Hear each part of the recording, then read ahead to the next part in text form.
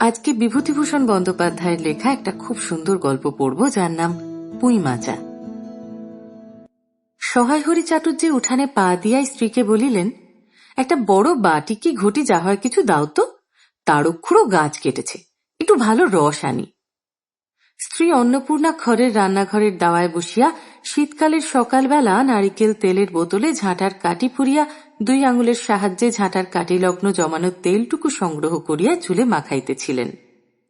স্বামীকে দেখিয়া তাড়াতাড়ি গায়ের কাপড় একটু টানিয়া দিলেন মাত্র, কিন্তু বাটিকে ঘটি বাহির করিয়া দিবার জন্য বিন্দুমাত্র আগ্রহ তো দেখাইলেনই না, এমনকি বিশেষ কোনো কথাও বলিলেন না।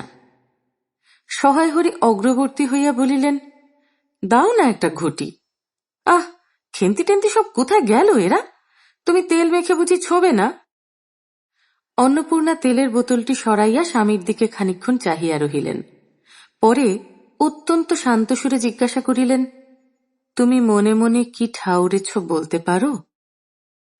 স্ত্রীর অতিরিক্ত রকমের শান্ত সুরে সহায় হরির মনে ভীতির সঞ্চার হইল। ইহা যে ঝড়ের অব্যবহিত পূর্বের আকাশের স্থির ভাবমাত্র, তাহা বুঝিয়া তিনি মরিয়া হইয়া ঝড়ের প্রতীক্ষায় রহিলেন। একটু আমতা আমতা করিয়া কহিলেন, কেন? কি? আবার কি? অন্নপূর্ণা পূর্বাপেক্ষাও শান্ত সুরে বলিলেন, দেখো, রঙ্গ করো না বলছি, ন্যাকামো করতে হয় অন্য সময় করো। তুমি জানো না কি খোঁজ রাখো না। অত বড় মেয়ে যার ঘরে, সে মাছ ধরে আর রস খেয়ে দিন কাটায় কি করে তা বলতে পারো? গায়ে কি গুজব রটেছে জানো? সহায় হরি আশ্চর্য হইয়া জিজ্ঞাসা করিলেন, কেন? কি গুজব? কি গুজব জিজ্ঞাসা করো গিয়ে চৌধুরীদের বাড়ি। কেবল বাগদি দুলেপাড়ায় ঘুরে ঘুরে জন্ম কাটালে ভদ্রলোকের গায়ে বাস করা যায় না। সমাজে থাকতে হলে সেই রকম মেনে চলতে হয়। সহায় হরি বিস্মিত হইয়া কি বলিতে যাইতেছিলেন, অন্নপূর্ণা পূর্ববৎ সুরেই পুনর্বার বলিয়া উঠিলেন, এক ঘরে করবে গো, তোমাকে এক ঘরে করবে। কাল চৌধুরীদের চণ্ডী মণ্ডপে এসব কথা হয়েছে। আমাদের হাতে ছোঁয়া জল আর কেউ খাবে না। আশীর্বাদ হয়ে মেয়ের বিয়ে হলো না। ও নাকি উচ্ছুগ্য করা মেয়ে। গায়ের কোনো কাজে তোমাকে আর কেউ বলবে না। যাও, ভালোই হয়েছে তোমার। এখন গিয়ে দুলে বাড়ি বাগদি বাড়ি উঠে বসে দিন কাটাও। সহায় হরি তাচ্ছিল্যের ভাব প্রকাশ করিয়া বলিলেন, এই আমি বলি না জানি কি ব্যাপার। এক ঘরে? সবাই এক ঘরে করেছেন, এবার বাকি আছেন কালীময় ঠাকুর। ওহ! অন্নপূর্ণা তেলে বেগুনে জ্বলিয়া উঠিলেন। কেন? তোমাকে এক ঘরে করতে বেশি কিছু লাগে নাকি? তুমি কি সমাজের মাথা, না একজন মাতব্বর লোক? চাল নেই, চুলো নেই, এক করার মুরদ নেই, চৌধুরীরা তোমায় এক ঘরে করবে, তার এমন কঠিন কথা কি?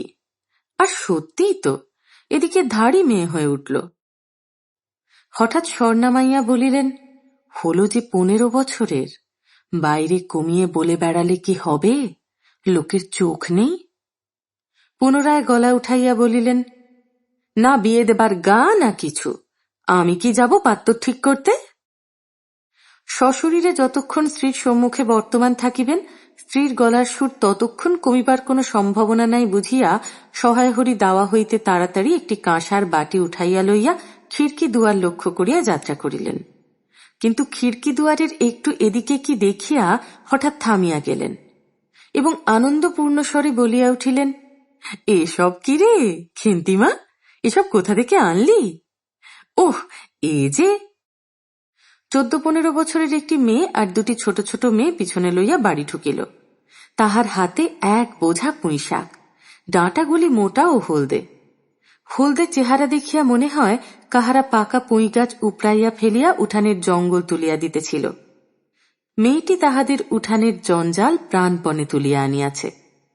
ছোট মেয়ে দুটির মধ্যে একজনের হাত খালি, অপরটির হাতে গোটা 2-3 পাকা পুঁই পাতা জড়ানো কোনো দ্রব্য। বড় মেয়েটি খুব লম্বা, গোলগাল চেহারা, মাথার চুলগুলো কৃষ্ণ ও অগোছালো, বাতাসে উড়িতেছে। মুখখানা খুব বড়, চোখ দুটো ডাগর ডাগর ও শান্ত। সরু সরু কাঁচের চুড়িগুলো 2 পয়সা ডজনের একটি সেফটি পিন দিয়া একত্র করিয়া আটকানো। পিন্টির বয়স খুঁজিতে যাইলে প্রাগৈতিহাসিক যুগে গিয়া পড়িতে হয়। এই বড় মেয়েটির নামই বোধহয় খেন্তি, কারণ সে তাড়াতাড়ি পিছন ফিরিয়া তাহার পশ্চাদর্তিনীর হাত হইতে পুঁই পাতা জড়ানো দ্রব্যটি লইয়া মেলিয়া ধরিয়া বলিল, চিংড়ি মাছ বাবা, গয়া বুড়ির কাছ থেকে রাস্তায় নিলাম, দিতে চায় না, বলে তোমার বাবার কাছে 8 দিনকার দরুন 2 পয়সা বাকি আছে। আমি বললাম, দাও গয়া পিসি, আমার বাবা কি তোমার 2 পয়সা নিয়ে পালিয়ে যাবে? আর এই পুঁই শাকগুলো ঘাটের ধারে রায় কাকা দিয়ে বললে, নিয়ে যা, কেমন মোটা মোটা। অন্নপূর্ণা দাওয়া হইতেই অত্যন্ত ঝাঁঝের সহিত চিৎকার করিয়া উঠিলেন, নিয়ে যা, আহা কি অমর্ত্যই তোমাকে তারা দিয়েছে, পাকা পুঁই ডাঁটা কাঠ হয়ে গিয়েছে, 2 দিন পরে ফেলে দিত, নিয়ে যা। আর উনি তাদের আগাছা উড়িয়ে নিয়ে এসেছেন, ভালোই হয়েছে, তাদের আর নিজেদের কষ্ট করে কাটতে হলো না। যত পাথুরে বোকা সব মরতে আসে আমার ঘাড়ে। ধাড়ি মেয়ে, বলে দিয়েছি না তোমায় বাড়ির বাইরে কোথাও পা দিও না? লজ্জা করে না এপাড়া সেপাড়া করে বেড়াতে? বিয়ে হলে যে 4 ছেলের মা হতে, খাওয়ার নামে আর জ্ঞান থাকে না না? কোথায় শাক, কোথায় বেগুন, আর একজন বেড়াচ্ছেন কোথায় রস, কোথায় ছাই, কোথায় পাঁশ। ফেল বলছি ওসব, ফেল। মেয়েটি শান্ত অথচ ভয় মিশ্রিত দৃষ্টিতে মার দিকে চাহিয়া হাতের বাঁধন আলগা করিয়া দিল। পুঁই শাকের বোঝা মাটিতে পড়িয়া গেল। অন্নপূর্ণা বকিয়া চলিলেন, যা তো রাধি, ও আপদগুলোকে টেনে খিড়কির পুকুরের ধারে ফেলে দিয়া এত, ফের যদি বাড়ির বার হতে দেখেছি তবে ঠ্যাং খোঁড়া না করিত। বোঝা মাটিতে পড়িয়া গিয়াছিল। ছোট মেয়েটি কলের পুতুলের মতন সেগুলি তুলিয়া লইয়া খিড়কি অভিমুখে চলিল, কিন্তু ছোট মেয়ে অত বড় বোঝা আঁকড়াইতে পারিল না। অনেকগুলি ডাঁটা এদিকে ওদিকে ঝুলিতে ঝুলিতে চলিল। সহায় হরির ছেলে মেয়েরা তাহাদের মাকে অত্যন্ত ভয় করিত। সহায় হরি আমতা আমতা করিয়া বলিতে গেলেন, তা এনেছে ছেলে মানুষ খাবে বলে, তুমি আবার বরং। পুঁইশাকের বোঝা লইয়া যাইতে যাইতে ছোট মেয়েটি ফিরিয়া দাঁড়াইয়া মার মুখের দিকে চাহিল। অন্নপূর্ণা তাহার দিকে চাহিয়া বলিলেন, না না, নিয়ে যা, খেতে হবে না, মেয়ে মানুষের আবার অত নোলা কিসের? এক পাড়া থেকে আর এক পাড়ায় নিয়ে আসবে 2 পাকা পুঁই শাক ভিক্ষে করে। যা যা, তুই যা, দূর করে বনে দিয়ে আয়। সহায় হরি বড় মেয়ের মুখের দিকে চাহিয়া দেখিলেন তাহার চোখ দুটা জলে ভরিয়া আসিয়াছে। তার মনে বড় কষ্ট হইল, কিন্তু মেয়ের যতই সাধের জিনিস হোক, পুঁই শাকের পক্ষাবলম্বন করিয়া দুপুরবেলা স্ত্রীকে চটাইয়া তিনি আদৌ সাহসী হইলেন না। নিঃশব্দে খিড়কি দৌড় দিয়া বাহির হইয়া গেলেন। বসিয়া রাঁধিতে রাঁধিতে বড় মেয়ের মুখের কাতর দৃষ্টি স্মরণে পড়িবার সঙ্গে সঙ্গে অন্নপূর্ণার মনে পড়িল, গত অরন্ধনের পূর্বদিন বাড়িতে পুঁই শাক রান্নার সময় খেন্তিয়া আবদার করিয়া বলিয়াছিল, মা, অর্ধেকগুলো কিন্তু একা আমার, অর্ধেক সব মিলে তোমাদের। বাড়িতে কেহ ছিল না। তিনি নিজে গিয়া উঠানের ও খিড়কিদোরের আশেপাশে যে ডাঁটা পড়িয়াছিল সেগুলি কুড়াইয়া লইয়া আসিলেন। বাকিগুলো কুড়োনো যায় না, ডোবার ধারের ছায় গাদায় ফেলিয়া দিয়াছে। কুচা চিংড়ি দিয়া এইরূপে চুপি চুপি পুঁই শাকের তরকারি রাঁধিলেন। দুপুরবেলা খেন্তি পাতে পুঁই শাকের চচ্চড়ি দেখিয়া বিস্ময় ও আনন্দপূর্ণ ডাগর চোখে মায়ের দিকে ভয় ভয় চাহিল। 2-1বার এদিকে ওদিকে ঘুরিয়া আসিতেই অন্নপূর্ণা দেখিলেন উক্ত পুঁই শাকের এক টুকরাও তাহার পাতে পড়িয়া নাই। পুঁই শাকের উপর তাহার এই মেয়েটির কিরূপ লোভ তাহা তিনি জানিতেন। জিজ্ঞাসা করিলেন, কিরে খেন্তি, আর একটু চচ্চড়ি দি? খেন্তি তৎক্ষণাৎ ঘাড় নাড়িয়া এ আনন্দজনক প্রস্তাব সমর্থন করিল। কি ভাবিয়া অন্নপূর্ণার চোখে জল আসিল। চাপিতে গিয়া তিনি চোখ উঁচু করিয়া চালের বাতায় গোঁজা ডাল হইতে শুকনা লঙ্কা পাড়িতে লাগিলেন। কালীময়ের চণ্ডীমণ্ডপে সেদিন বৈকালবেলা সহায় হরির ডাক পড়িল। সংক্ষিপ্ত ভূমিকা ফাঁদিবার পর কালীময় উত্তেজিত সুরে বলিলেন, সেসব দিন কি আর আছে ভায়া? এই ধরো কেষ্ট মুখুজ্জে, স্বভাব নইলে পাত্র দেব না, স্বভাব নইলে পাত্র দেব না করে কি কাণ্ডটাই করলে। অবশেষে কিনা হরির ছেলেটাকে ধরে পড়ে মেয়ের বিয়ে দেয় তবে রক্ষে। তার কি স্বভাব! রাম বলো 6-7 পুরুষে ভঙ্গ, পচা ক্ষত্রিয়। পরে সুর নরম করিয়া বলিলেন, তা সমাজের সেসব শাসনের দিন কি আর আছে? দিন দিন চলে যাচ্ছে, বেশি দূর যাই কেন, এই যে তোমার মেয়েটি 13 বছরের। সহায়হরি বাধা দিয়া বলিতে গেলেন, এই শ্রাবণে 13, 13 আর 16 তফাৎটা কিসের? আর সে 13 হোক চাই 16 হোক চাই 50 হোক, তাতে আমাদের দরকার নেই, সে তোমার হিসেব তোমার কাছে। কিন্তু পাত্তর আশীর্বাদ হয়ে গেল, তুমি বেঁকে বসলে কি জন্যে শুনি? ও তো একরকম উচ্ছুক্য করা মেয়ে। আশীর্বাদ হও যা, বিয়ে হও তা, 7 পাকের যা বাকি এই তো। সমাজে বসে এসব কাজগুলো তুমি যে করবে আর আমরা বসে বসে দেখব, এ তুমি মনে ভেবো না। সমাজের বামুনদের যদি জাত মারবার ইচ্ছে না থাকে, মেয়ের বিয়ের বন্দোবস্ত করে ফেলো। পাত্তর পাত্তর, রাজপুত্তর না হলে পাত্তর মেলে না। গরিব মানুষ দিতে ধুতে পারবে না বলেই শ্রীমন্ত মজুমদারের ছেলেকে ঠিক করে দিলাম। লেখাপড়া নাই বা জানলে, জজ ম্যাজিস্ট্রেট না হলে কি মানুষ হয় না? দিব্যে বাড়ি, বাগান, পুকুর, শুনলাম এবার নাকি কুঁড়ির জমিতে 4টি আমন ধানও করেছে। ব্যাস রাজার হাল। 2 ভাইয়ের অভাব কি? ইতিহাসটা হইতেছে এই যে মণিগাঁয়ের উক্ত মজুমদার মহাশয়ের পুত্রটি কালিময় ঠিক করিয়া দেন। কেন কালিময় মাথা ব্যথা করিয়া সহায়হরির মেয়ের বিয়ের সম্বন্ধ মজুমদার মহাশয়ের ছেলের সঙ্গে ঠিক করিতে গেলেন, তাহার কারণ নির্দেশ করিতে যাইয়া কেহ কেহ বলেন যে কালিময় নাকি মজুমদার মহাশয়ের কাছে অনেক টাকা ধারেন, অনেক দিনের সুদ পর্যন্ত বাকি, শীঘ্র নালিশ হইবে ইত্যাদি।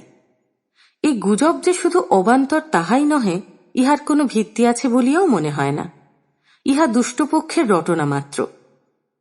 যাহাই হোক, পাত্রপক্ষ আশীর্বাদ করিয়া যাওয়ার দিন কতক পরে সহায়হরি টের পান পাত্রটি কয়েক মাস পূর্বে নিজের গ্রামে কি একটা করিবার ফলে গ্রামের এক কুম্ভকার বধূর আত্মীয় স্বজনের হাতে বেদম প্রহার খাইয়া কিছুদিন নাকি শয্যাগত ছিল। এরকম পাত্রে মেয়ে দিবার প্রস্তাব মনঃপুত না হওয়ায় সহায়হরি সে সম্বন্ধ ভাঙিয়া দেন। দিন 2 পরের কথা। সকালে উঠিয়া সহায়হরি উঠানে বাতাবিলেবু গাছের ফাঁক দিয়া যেটুকু নিতান্ত কচি রাঙা রৌদ্র আসিয়াছিল, তাহারই আতপে বসিয়া আপন মনে তামাক টানিতেছিলেন। বড় মেয়ে খেন্তি আসিয়া চুপি চুপি বলিল, বাবা যাবে না? মা ঘাটে গেল। সহায়হরি একবার বাড়ির পাশে ঘাটের পথের দিকে কি জানি কেন চাহিয়া দেখিলেন, পরে নিম্নস্বরে বলিলেন, যা শিগগির শাবলখানা নিয়ে আয় দেখি। কথা শেষ করিয়া তিনি উৎকণ্ঠার সহিত জোরে জোরে তামাক টানিতে লাগিলেন এবং পুনরায় একবার কি জানি কেন খিড়কির দিকে সতর্ক দৃষ্টি নিক্ষেপ করিলেন। ইতিমধ্যে প্রকাণ্ড ভারী একটা লোহার শাবল 2 হাত দিয়া আঁকড়াইয়া ধরিয়া খেন্তি আসিয়া পড়িল। তৎপরে পিতা পুত্রীতে সন্তর্পণে সম্মুখের দরজা দিয়া বাহির হইয়া গেল। ইহাদের ভাব দেখিয়া মনে হইতেছিল ইহারা কাহারও ঘরে শীত দিবার উদ্দেশ্যে চলিয়াছে। অন্নপূর্ণা স্নান করিয়া সবে কাপড় ছাড়িয়া উনুন ধরাইবার জোগাড় করিতেছেন। মুকুজ্জে বাড়ির ছোট খুকি দুর্গা আসিয়া বলিল, খুড়িমা, মা বলে দিলে খুড়িমাকে গিয়ে বল মা ছোবে না, তুমি আমাদের নবান্নটা মেখে আর ঋতুর ঘটগুলো বার করে দিয়ে আসবে। মুকুজ্জে বাড়ি ও পাড়ায়। যাইবার পথের বাঁ ধারে এক জায়গায় শ্যাওড়া, বনভাট, রাংচিতা, বনচালতা গাছের ঘন বন। শীতের সকালে এক প্রকার লতা পাতার ঘন গন্ধ বন হইতে বাহির হইতেছিল। একটা লেজঝোলা হলদে পাখি আমড়া গাছের এডাল হইতে ওডালে যাইতেছিল। দুর্গা আঙুল দিয়া দেখাইয়া বলিল, খুড়িমা, খুড়িমা, ওই যে কেমন পাখিটা। পাখি দেখিতে গিয়া অন্নপূর্ণা কিন্তু আর একটা জিনিস লক্ষ্য করিলেন, ঘন বনটার মধ্যে কোথায় এতক্ষণ খুব খুব করিয়া আওয়াজ হইতেছিল, কে যেন কি খুঁড়িতেছে। দুর্গার কথার পরেই হঠাৎ সেটা বন্ধ হইয়া গেল। অন্নপূর্ণা সেখানে খানিকক্ষণ থমকিয়া দাঁড়াইলেন, পরে চলিতে আরম্ভ করিলেন। তাহারা খানিক দূর যাইতে বনের মধ্যে পুনরায় খুব খুব শব্দ আরম্ভ হইল। কাজ করিয়া ফিরিতে অন্নপূর্ণার কিছু বিলম্ব হইল। বাড়ি ফিরিয়া দেখিলেন খেন্তি উঠানের রৌদ্রে বসিয়া তেলের বাটি সম্মুখে লইয়া খোঁপা খুলিতেছে। তিনি তীক্ষ্ণ দৃষ্টিতে মেয়ের দিকে চাহিয়া দেখিয়া বলিলেন, এখনো নাইতে যাসনি যে, কোথায় ছিলি এতক্ষণ? খেন্তি তাড়াতাড়ি উত্তর দিল, এই যে যাই মা, এক্ষুনি যাব আর আসব।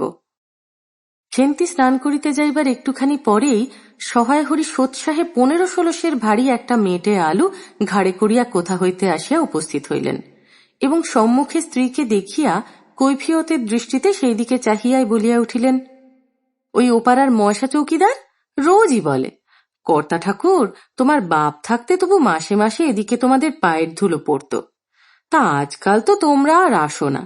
এই বেড়ার গায়ে মেটে আলু করে রেখেছি, তা দাদা ঠাকুর বরং।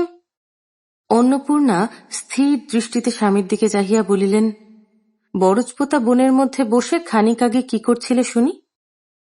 সহায়হরি অবাক হইয়া বলিলেন, আমি? না, আমি কখন? কখনো না, এই তো আমি। সহায়হরির ভাব দেখিয়া মনে হইতেছিল তিনি এইমাত্র আকাশ হইতে পড়িয়াছেন।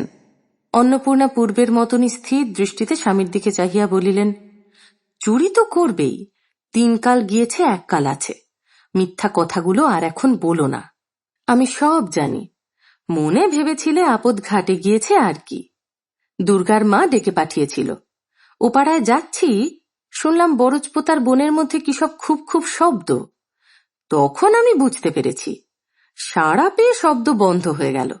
যেই আবার খানিক দূর গেলাম, আবার দেখি শব্দ।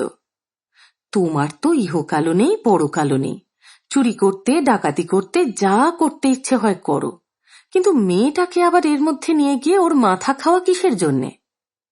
সহায়হরি হাত নাড়িয়া বরজপোতায় তাহার উপস্থিত থাকার বিরুদ্ধে কতগুলি প্রমাণ উত্থাপন করিবার চেষ্টা করিতে গেলেন, কিন্তু স্ত্রীর চোখের দৃষ্টির সামনে তাহার বেশি কথাও জোগাইল না, বা কথিত উক্তিগুলির মধ্যে কোনো পূর্বাপর্য সম্বন্ধও খুঁজিয়া পাওয়া গেল না। 8 ঘণ্টা পরে খেন্তি স্নান সারিয়া বাড়ি ঢুকিল। সম্মুখস্থ মেটে আলুর দিকে একবার আর চোখে চাহিয়াই নিরীহ মুখে উঠানের আলনায় অত্যন্ত মনোযোগের সহিত কাপড় মেলিয়া দিতেছিল। অন্নপূর্ণা ডাকিলেন, খেন্তি, এদিকে একবার আয় তো, শুনে যা। মায়ের ডাক শুনিয়া খেন্তির মুখ শুকাইয়া গেল। সে ইতস্তত করিতে করিতে মার নিকটে আসিলে তিনি জিজ্ঞাসা করিলেন, এই মেটে আলুটা দুজনে মিলে তুলে এনেছিস না? খেন্তি মার মুখের দিকে একটুখানি চাহিয়া থাকিয়া একবার ভূপতিত মেটে আলুটার দিকে চাহিল, পরে পুনরায় মার মুখের দিকে চাহিল এবং সঙ্গে সঙ্গে ক্ষিপ্র দৃষ্টিতে একবার বাড়ির সম্মুখস্থ বাঁশঝাড়ের মাথার দিকেও চাহিয়া লইল। তাহার কপালে বিন্দু বিন্দু ঘাম দেখা দিল, কিন্তু মুখ দিয়া কথা বাহির হইল না। অন্নপূর্ণা কড়া সুরে বলিলেন, কথা বলছিস না যে বড়, এই মেটে আলু তুই এনেছিস কি না? খেন্তি বিপন্ন চোখে মার মুখের দিকেই চাহিয়াছিল, উত্তর দিল, হ্যাঁ। অন্নপূর্ণা তেলে বেগুনে জ্বলিয়া উঠিয়া বলিলেন, পাজি, আজ তোমার পিঠে আমি আস্ত কাঠের চেলা ভাঙব, তবে ছাড়ব। বরজপোতার বনে গিয়েছে মেটে আলু চুরি করতে? সমত্ত মেয়ে বিয়ের যোগ্যী হয়ে গেছে কোন কালে? সেই এক গলা বিজন বন যার মধ্যে দিন দুপুরে বাঘ লুকিয়ে থাকে, তার মধ্যে থেকে পরের আলু নিয়ে এলো তুলে। যদি গোসাইরা চৌকিদার ডেকে তোমায় ধরিয়ে দেয়, তোমার কোন শ্বশুর এসে তোমায় বাঁচাতো? আমার জোটে খাবো না জোটে না খাবো, তা বলে পরের জিনিসে হাত? এ মেয়ে নিয়ে আমি কি করব মা? 2-3 দিন পরে একদিন বৈকালে ধুলা মাটি মাখা হাতে খেন্তি মাকে আসিয়া বলিল, মা মা, দেখবে এসো। অন্নপূর্ণা গিয়া দেখিলেন ভাঙা পাঁচিলের ধারে যে ছোট খোলা জমিতে কতকগুলো পাথরকুচি ও কন্টিকারির জঙ্গল হইয়াছিল, খেন্তি ছোট বোনটিকে লইয়া সেখানে মহা উৎসাহে তরকারির আওলাদ করিবার আয়োজন করিতেছে, এবং ভবিষ্যসম্ভাবী নানাবিধ কাল্পনিক ফলমূলের অগ্রদূত স্বরূপ বর্তমানে কেবল একটি মাত্র শীর্ণকায় পুঁইশাকের চারা কাপড়ের ফালির গ্রন্থিবদ্ধ হইয়া ফাঁসি হইয়া যাওয়া আসামির মতন ঊর্ধ্বমুখে একখণ্ড শুষ্ক কঞ্চির গায়ে ঝুলিয়া রহিয়াছে। ফলমূলাদির অবশিষ্টগুলি আপাতত তার বড় মেয়ের মস্তিষ্কের মধ্যে অবস্থিত করিতেছে, দিনের আলোয় এখনো বাহির হয় নাই। অন্নপূর্ণা হাসিয়া বলিলেন, দূর পাগলি, এখন পুঁই ডাঁটার চারা পোঁতে কখনো? বর্ষাকালে পুঁততে হয়, এখন যে জল না পেয়ে মরে যাবে। খেন্তি বলল, কেন, আমি রোজ জল ঢালব। অন্নপূর্ণা বলিলেন, দেখ, হয়তো বেঁচে যেতেও পারে, আজকাল রাতে খুব শিশির হয়। খুব শীত পড়িয়াছে। সকালে উঠিয়া সহায়হরি দেখিলেন তাহার 2 ছোট মেয়ে দোলায় গায়ে বাঁধিয়া রোদ উঠিবার প্রত্যাশায় উঠানের কাঁঠাল তলায় দাঁড়াইয়া আছে। একটা ভাঙা ঝুড়ি করিয়া খেন্তি শীতে কাঁপিতে কাঁপিতে মুকুজ্জে বাড়ি হইতে গোবর কুড়াইয়া আনিল। সহায়হরি বলিলেন, হ্যাঁ মা খেন্তি, তা সকালে উঠে জামাটা গায়ে দিতে তোর কি হয়? দেখ দেখি এই শীত। আচ্ছা দিচ্ছি বাবা। কই শীত? তেমন তো। হ্যাঁ দে মা, এক্ষুনি দে। অসুখ বিসুখ 5 রকম হতে পারে, বুঝলি নে। সহায় হরি বাহির হইয়া গেলেন। ভাবিতে ভাবিতে গেলেন, তিনি কি অনেক দিন মেয়ের মুখে ভালো করিয়া চাহেন নাই? খেন্তির মুখ এমন সুশ্রী হইয়া উঠিয়াছে। জামার ইতিহাস নিম্নলিখিত রূপ। বহু বৎসর অতীত হইল। হরিপুরের রাসের মেলা হইতে সহায় হরি কালো সার্জের এই 2.5 টাকা মূল্যের জামাটি ক্রয় করিয়া আনেন। ছিঁড়িয়া যাইবার পর তাহাতে কতবার রিফু ইত্যাদি করা হইয়াছিল। সম্প্রতি গত বৎসর হইতে খেন্তির স্বাস্থ্যোন্নতি হওয়ার দরুন জামাটি তাহার গায়ে হয় না। সংসারের এসব খোঁজ সহায় হরি রাখিতেন না। জামার বর্তমান অবস্থা অন্নপূর্ণারও জানা ছিল না। খেন্তির নিজস্ব ভাঙা টিনের তোরঙ্গের মধ্যে উহা থাকিত। পৌষ সংক্রান্তি। সন্ধ্যাবেলা অন্নপূর্ণা একটি কাঁশিতে চালের গুঁড়া, ময়দা ও গুড় দিয়া চটকাইতেছিলেন। একটা ছোট বাটিতে 1 বাটি তেল। খেন্তি কুড়ুনির নিচে একটা কলার পাত পাড়িয়া 1 থাল নারকেল করিতেছে। অন্নপূর্ণা প্রথমে খেন্তির সাহায্য লইতে স্বীকৃত হন নাই, কারণ সে যেখানে সেখানে বসে বনে বাদারে ঘুরিয়া ফেরে, তাহার কাপড় চোপড় শাস্ত্রসম্মত ও সূচি নহে। অবশেষে খেন্তি নিতান্ত ধরিয়া পড়ায় হাত পা ধোয়াইয়া ও শুদ্ধ কাপড় পরাইয়া তাহাকে বর্তমান পদে নিযুক্ত করিয়াছেন। ময়দার গোলামাখা শেষ হইলে অন্নপূর্ণা উনুনে খোলা চাপাইতে যাইতেছেন। ছোট মেয়ে রাধি হঠাৎ ডান হাতখানা পাতিয়া বলিল, মা ওই একটু। অন্নপূর্ণা বড় গামলাটা হইতে একটুখানি গোলা তুলিয়া লইয়া হাতের আঙুল পাঁচটি দ্বারা একটি বিশেষ মুদ্রা রচনা করিয়া সেটুকু রাধির প্রসারিত হাতের উপর দিলেন। মেজ মেয়ে পুটি অমনি ডান হাতখানা কাপড়ে তাড়াতাড়ি মুছিয়া লইয়া মার সামনে পাতিয়া বলিল, মা আমায় একটু। খেন্তি সূচিবস্ত্রে নারকেল কুড়িতে কুড়িতে লুব্ধ নেত্রে মধ্যে মধ্যে এদিকে চাহিতেছিল। এ সময় খাইতে চাওয়ায় মা পাছে বকে, সেই ভয়ে চুপ করিয়া রহিল। অন্নপূর্ণা বলিলেন, দেখি নিয়ে আয় খেন্তি ওই নারকেল মালাটা, ওতে তোর জন্য একটু রাখি। খেন্তি ক্ষিপ্র হস্তে নারিকেলের উপরের মালাখানা যাহাতে ফুটা নাই সেখানে সরাইয়া দিল। অন্নপূর্ণা তাহাতে একটু বেশি করিয়া গোলা ঢালিয়া দিলেন। মেজ মেয়ে পুঁটি বলিল, জ্যাঠাইমারা অনেকখানি দুধ নিয়েছে, রাঙা দিদি ক্ষীর তৈরি করছিল, ওদের অনেক রকম হবে। খেন্তি মুখ তুলিয়া বলিল, এবেলা আবার হবে নাকি? ওরা তো ওবেলা ব্রাহ্মণ নেমন্তন্ন করেছিল, সুরেশ কাকাকে আর ওপাড়ার তিনুর বাবাকে। ওবেলা তো পায়েস, ঝোলপুলি, মুক্তোক্তি এসব হয়েছে। পুটি জিজ্ঞাসা করিল, হ্যাঁ মা, ক্ষীর নইলে নাকি পাটিসাপটা হয় না? খেঁদি বলছিল, ক্ষীরের পুর না হলে কি আর পাটিসাপটা হয়? আমি বললাম, কেন, আমার মা তো শুধু নারকেলের ছাই দিয়েই করে, সে তো কেমন ভালো লাগে। অন্নপূর্ণা বেগুনের বোঁটায় একটুখানি তেল লইয়া খোলায় মাখাইতে মাখাইতে প্রশ্নের সদুত্তর খুঁজিতে লাগিলেন।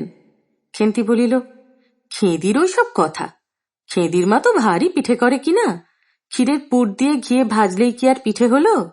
সেদিন জামাই এলে ওদের বাড়িতে দেখতে গেলুম কিনা, তাই খুড়িমা 2খানা পাটিসাপটা খেতে দিলে। ওমা, কেমন একটা ধরা ধরা গন্ধ! আর পিঠেতে কখনো কোনো গন্ধ পাওয়া যায়? পাটিসাপটা ক্ষীর দিলে ছাই খেতে হয়। বেপরোয়াভাবে উপরোক্ত উক্তি শেষ করিয়া খেন্তি মার চোখের দিকে চাহিয়া জিজ্ঞাসা করিল, মা, নারকেলের কোড়া একটু নেব? অন্নপূর্ণা বলিলেন, নে, কিন্তু এখানে বসে খাস নে, মুখ থেকে পড়বে না কি হবে, যা ওই দিকে যা। খেন্তি নারকেলের মালায় 1 থাবা তুলিয়া লইয়া একটু দূরে গিয়া খাইতে লাগিল। মুখ যদি মনের দর্পণ স্বরূপ হয়, তবে খেন্তির মুখ দেখিয়া সন্দেহের কোনো কারণ থাকিতে পারিত না যে সে অত্যন্ত মানসিক তৃপ্তি অনুভব করিতেছে। ঘণ্টাখানেক পরে অন্নপূর্ণা বলিলেন, ওরে, তোরা সব 1 টুকরো পাতা পেতে বসতো দেখি, গরম গরম দি। খেন্তি, জল দেওয়া ভাত আছে ও বেলার, বার করে নিয়ে আয়। খেন্তির নিকট অন্নপূর্ণার এই প্রস্তাব যে মনঃপুত হইল না, তাহা তার মুখ দেখিয়া বোঝা গেল। পুটি বলিল, মা, বড়দি পিঠেই খাক, ভালোবাসে, ভাত বরং থাকুক, আমরা কাল সকালে খাব। খান কয়েক খাইবার পরেই মেজ মেয়ে পুঁটি খাইতে চাহিল না, সে নাকি অধিক মিষ্ট খাইতে পারে না। সকলের খাওয়া শেষ হইয়া গেলেও খেন্তি তখনও খাইতেছে। সে মুখ বুঝিয়া শান্তভাবে খায়, বড় একটা কথা কহে না। অন্নপূর্ণা দেখিলেন সে কম করিয়াও 18-19 খানা খাইয়াছে। জিজ্ঞাসা করিলেন, খেন্তি, আর নিবি? খেন্তি খাইতে খাইতে শান্তভাবে সম্মতিসূচক ঘাড় নাড়িল। অন্নপূর্ণা তাহাকে আরো খান কয়েক দিলেন। খেন্তির মুখ চোখ ঈষৎ উজ্জ্বল দেখাইল। হাসি ভরা চোখে মার দিকে চাহিয়া বলিল, বেশ খেতে হয়েছে মা, ওই যে তুমি কেমন ফেনিয়ে নাও, ওতেই কিন্তু। সে পুনরায় খাইতে লাগিল। অন্নপূর্ণা হাতা খুন্তি চুলি তুলিতে তুলিতে সস্নেহে তার এই শান্ত নিরীহ একটু অধিক মাত্রায় ভোজনপটু মেয়েটির দিকে চাহিয়া রহিলেন। মনে মনে ভাবিলেন, খেন্তি আমার যার ঘরে যাবে তাদের অনেক সুখ দেবে। এমন ভালো মানুষ, কাজকর্মে বকো, মারো, গাল দাও, তো শব্দটি মুখে নেই, উঁচু কথা কখনো কেউ শোনেনি। বৈশাখ মাসে প্রথমে সহায় হরির এক দূরসম্পর্কীয় আত্মীয়ের ঘটকালিতে খেন্তির বিবাহ হইয়া গেল। দ্বিতীয় পক্ষে বিবাহ করিলেও পাত্রটির বয়স 40-এর খুব বেশি কোনো মতেই হইবে না। তবুও প্রথমে এখানে অন্নপূর্ণা আদৌ ইচ্ছুক ছিলেন না, কিন্তু পাত্রটি সঙ্গতিপন্ন। শহর অঞ্চলে বাড়ি, সিলেট চুনো ইটের ব্যবসায় দুপয়সা নাকি করিয়াছে। এরকম পাত্র হঠাৎ মেলাও বড় দুর্ঘট কিনা। জামাইয়ের বয়স একটু বেশি। প্রথমে অন্নপূর্ণা জামাইয়ের সম্মুখে বাহির হইতে একটু সংকোচ বোধ করিতেছিলেন। পরে পাছে খেন্তির মনে কষ্ট হয়, এই জন্য বরণের সময় তিনি খেন্তির সুপুষ্ট হস্তখানি ধরিয়া জামাইয়ের হাতে তুলিয়া দিলেন। চোখের জলে তাহার গলা বন্ধ হইয়া আসিল, কিছু বলিতে পারিলেন না। বাড়ির বাহির হইয়া আমলকিতলায় বেহারারা সুবিধা করিয়া লইবার জন্য বরের পালকি একবার নামাইল। অন্নপূর্ণা চাহিয়া দেখিলেন, বেড়ার ধারের নীল রঙের মেদি ফুলের গুচ্ছগুলি যেখানে নত হইয়া আছে, খেন্তির কম দামের বালুচরের রাঙা চেলির আঁচলখানা পালকির বাহির হইয়া সেখানে লুটাইতেছে। তাঁর এই অত্যন্ত অগোছালো, নিতান্ত নিরীহ এবং একটু অধিক মাত্রায় ভোজনপটু মেয়েটিকে পরের ঘরে অপরিচিত মহলে পাঠাইতে তার বুক উদ্বেল হইয়া উঠিতেছিল। খেন্তিকে কি অপরে ঠিক বুঝিবে? যাইবার সময় খেন্তি চোখের জলে ভাসিতে ভাসিতে সান্ত্বনার সুরে বলিয়াছিল, মা, আষাঢ় মাসেই আমাকে এনো, বাবাকে পাঠিয়ে দিও, 2 মাস তো। ওপাড়ার ঠান্দিদি বলিলেন, তোর বাবা তোর বাড়ি যাবে কেন রে, আগে নাতি হোক তবে তো। খেন্তির মুখ লজ্জায় রাঙা হইয়া উঠিল। জল ভরা ডাগর চোখের উপর একটুখানি লাজুক হাসির আভা মাখাইয়া সে একগুঁয়েমি সুরে বলিল, না, যাবে না বই কি, দেখো তো কেমন না যান। ফাল্গুন চৈত্র মাসের বৈকাল বেলা উঠানের মাচায় রৌদ্রে দেওয়া আমসত্ত্ব তুলিতে তুলিতে অন্নপূর্ণার মন হু হু করিত। তার অনাচারী লোভী মেয়েটি আজ বাড়িতে নাই যে। কোথা হইতে বেড়াইয়া আসিয়া লজ্জাহীনার মতন হাতখানি পাতিয়া মিনতির সুরে অমনি বলিবে, মা, বলবো একটা কথা, ওই কোনটা ছিঁড়ে একটুখানি। 1 বছরের উপর হইয়া গিয়াছে। পুনরায় আষাঢ় মাস। বর্ষা বেশ নামিয়াছে। ঘরের দাওয়ায় বসিয়া সহায় হরি প্রতিবেশী বিষ্ণু সরকারের সহিত কথা বলিতেছিলেন। সহায় হরি তামাক সাজিতে সাজিতে বলিলেন, ও তুমি ধরে রাখো, ওরকম হবেই দাদা। আমাদের অবস্থার লোকের ওর চেয়ে ভালো কি আর জুটবে? বিষ্ণু সরকার তালপাতার চাটাইয়ের উপর উবু হইয়া বসিয়াছিলেন। দূর হইতে দেখিলে মনে হইবার কথা তিনি রুটি করিবার জন্য ময়দা চটকাইতেছেন। গলা পরিষ্কার করিয়া বলিলেন, না, সব তো আর, তাছাড়া আমি যা দেব নগদই দেব। তোমার মেয়েটির হয়েছিল কি? সহায় হরি হুঁকাটায় 5-6টি টান দিয়া কাশিতে কাশিতে বলিলেন, বসন্ত হয়েছিল শুনলাম। ব্যাপার কি দাঁড়ালো বুঝলে? মেয়ে তো কিছুতে পাঠাতে চায় না। 250 আন্দাজ টাকা বাকি ছিল, বললে ও টাকা আগে দাও তবে মেয়ে নিয়ে যাও। একেবারে চামার। তারপর বললাম, টাকাটা ভায়া ক্রমে ক্রমে দিচ্ছি। পুজোর তত্ত্ব কম করেও 30 টাকার কমে হবে না ভেবে দেখলাম কিনা। মেয়ের নানা নিন্দে ওঠালে, ছোট লোকের মেয়ের মতন চলে, হাবাতে ঘরের মতো খায়, আরো কত কি। পৌষ মাসে দেখতে গেলাম, মেয়েটাকে ফেলে থাকতে পারলাম না বুঝলে। সহায় হরি হঠাৎ কথা বন্ধ করিয়া জোরে মিনিট কতক ধরিয়া হুঁকায় টান দিতে লাগিলেন। কিছুক্ষণ দুজনের কোনো কথা শোনা গেল না। অল্পক্ষণ পরে বিষ্ণু সরকার বলিলেন, তারপর? আমার স্ত্রী অত্যন্ত কান্নাকাটি করতে পৌষ মাসে দেখতে গেলাম। মেয়েটার যে অবস্থা করেছে, শাশুড়িটা শুনিয়ে শুনিয়ে বলতে লাগলো, না জেনে শুনে ছোট লোকের সঙ্গে কুটুম্বিতে করলেই এরকম হয়, যেমনি মেয়ে তেমনি বাপ। পৌষ মাসের দিনে মেয়েকে দেখতে এলেন শুধু হাতে। পরে বিষ্ণু সরকারের দিকে চাহিয়া বলিলেন, বলি আমরা ছোট লোক কি বড় লোক তোমার তো সরকার খুঁড়ো জানতে বাকি নেই। বলি পরমেশ্বর চাটুর্যের নামে নীলকুঠির আমলে এ অঞ্চলে বাঘে গরুতে এক ঘাটে জল খেয়েছে, আজই না হয় আমি প্রাচীন। আভিজাত্যের গৌরবে সহায়হরি শুষ্ক স্বরে হাহা করিয়া খানিকটা শুষ্ক হাস্য করিলেন। বিষ্ণু সরকার সমর্থন সূচক একটা অস্পষ্ট শব্দ করিয়া বার কতক ঘাড় নাড়িলেন। তারপর ফাল্গুন মাসেই তার বসন্ত হল। এমন চামার, বসন্ত গায়ে বেরুতেই টালায় আমার এক দূরসম্পর্কের বোন আছে, একবার কালীঘাটে পুজো দিতে এসে তার খোঁজ পেয়েছিল, তারই ওখানে ফেলে রেখে গেল। আমায় না একটা সংবাদ না কিছু, তারা আমায় সংবাদ দেয়, তা আমি গিয়ে দেখতে পাওনি? না, এমনই চামার গহনাগুলো অসুখ অবস্থাতেই গা থেকে খুলে নিয়ে তবে টালায় পাঠিয়ে দিয়েছে। যাক, তা চলো যাওয়া যাক, বেলা গেল। চার কি ঠিক করলে? পিঁপড়ের টোপে মুড়ির চার তো সুবিধে হবে না। তারপর কয়েক মাস কাটিয়া গিয়াছে। আজ আবার পৌষ পার্বণের দিন। এবার পৌষ মাসের শেষাশিশি এত শীত পড়িয়াছে যে এরূপ শীত তাহারা কখনো জ্ঞানে দেখেন নাই। সন্ধ্যার সময় রান্নাঘরের মধ্যে বসিয়া অন্নপূর্ণা সরু চাকলি পিঠের জন্য চালের গুঁড়ার গোলা তৈয়ারি করিতেছেন। পুঁটি ও রাধি উনুনের পাশে বসিয়া আগুন পোহাইতেছে। রাধি বলিতেছে, আরেকটু জল দিতে হবে মা, অত ঘন করে ফেললে কেন?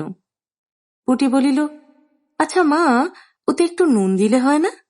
ও মা, দেখো মা, রাধির দোলাই কোথায় ঝুলছে, এক্ষুনি ধরে উঠবে। অন্নপূর্ণা বলিয়া উঠিলেন, সরে এসে বস মা, আগুনের ঘাড়ে গিয়ে না বসলে কি আগুন পোহানো হয় না? এইদিকে আয়। গোলা তৈয়ারি হইয়া গেল। খোলা আগুনে চড়াইয়া অন্নপূর্ণা গোলা ঢালিয়া মুচি দিয়া চাপিয়া ধরিলেন। দেখিতে দেখিতে মিঠে আঁচে পিঠে টোপরের মতন ফুলিয়া উঠিল। পুঁটি বলিল, মা দাও, প্রথম পিঠেখানা কানাচে সারা ষষ্ঠীকে ফেলে দিয়ে আসি। অন্নপূর্ণা বলিলেন, একা যাস নে, রাধিকে নিয়ে যা। খুব জ্যোৎস্না উঠিয়াছিল। বাড়ির পিছনে সাঁড়া গাছের ঝোপের মাথায় তেলকুচা লতার থলো থলো সাদা ফুলের মধ্যে জ্যোৎস্না আটকিয়া রহিয়াছে। পুঁটি ও রাধি খিড়কি দোর খুলিতেই একটা শিয়াল শুকনো পাতায় খসখস করিতে করিতে ঘন ঝোপের মধ্যে ছুটিয়া পলাইল।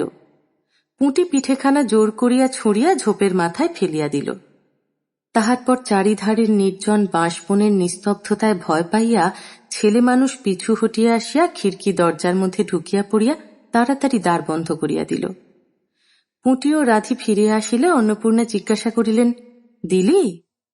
পুঁটি বলিল, হ্যাঁ মা, তুমি আর বছর যেখান থেকে নেবুর চারা তুলে এনেছিলে সেখানে ফেলে দিলাম। তারপর সে রাত্রে অনেকক্ষণ কাটিয়া গেল। পিঠে গড়া প্রায় শেষ হইয়া আসিয়াছে। রাতও তখন খুব বেশি। জ্যোৎস্নার আলোয় বাড়ির পিছনের বনে অনেকক্ষণ ধরিয়া একটা কাঠঠুকরা পাখি ঠকর শব্দ করিতেছিল।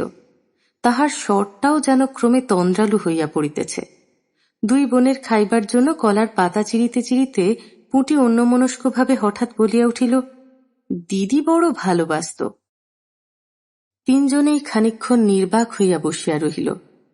তাহার পর তাহাদের তিনজনেরই দৃষ্টি কেমন করিয়া আপনা আপনি উঠোনের এক কোণে আবদ্ধ হইয়া পড়িল। সেখানে বাড়ির সেই লোভী মেয়েটির লোভের স্মৃতি পাতায় পাতায় শিরায় শিরায় জড়াইয়া তাহার কত সাধের নিজের হাতে পোঁতা পুঁই গাছটি মাচা জুড়িয়া বাড়িয়া উঠিয়াছে। বর্ষার জল ও কার্তিক মাসের শিশির লইয়া কচি কচি সবুজ ডগাগুলি মাচাতে সব ধরে নাই, মাচা হইতে বাহির হইয়া দুলিতেছে। সুপুষ্ট, নধর, প্রবর্ধমান জীবনের লাবণ্যে ভরপুর।